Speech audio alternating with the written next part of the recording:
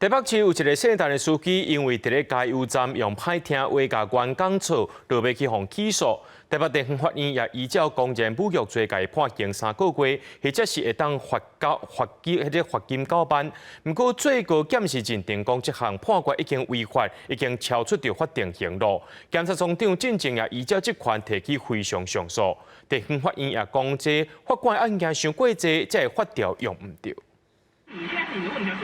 原本顺利的加油，向阳弯起来，客运车司机喜气冲冠，大声的骂加油站员工。中本市站的姓陈司机对工作人员不满，信用卡结束了后，直接就洗车棚，用歹听话甲请案，员工生气，直接报案。讯后依刑法公然侮辱罪嫌，移送地检署侦办。开喙就是歹听话，检方依法起诉。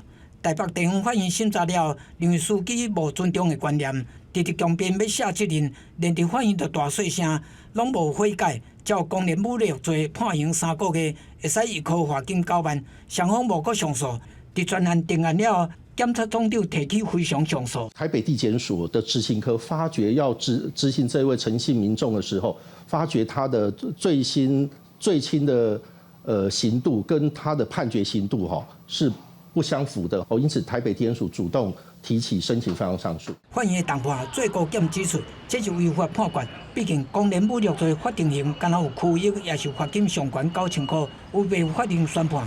台北地院解说，审审法官一时无说理，用唔着法条。 我没有跟他确认，他那个时候是真的有关于刑法309条的这个法条，他是误看到第2项了。当法官知道他自己的判决违背法令的时候，他非常的自责。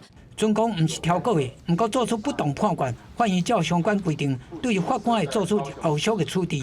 最近3年统计提起的非常上诉，每年大约有100-200件，原判决被废弃，比例拢有到70%。记者综合报道。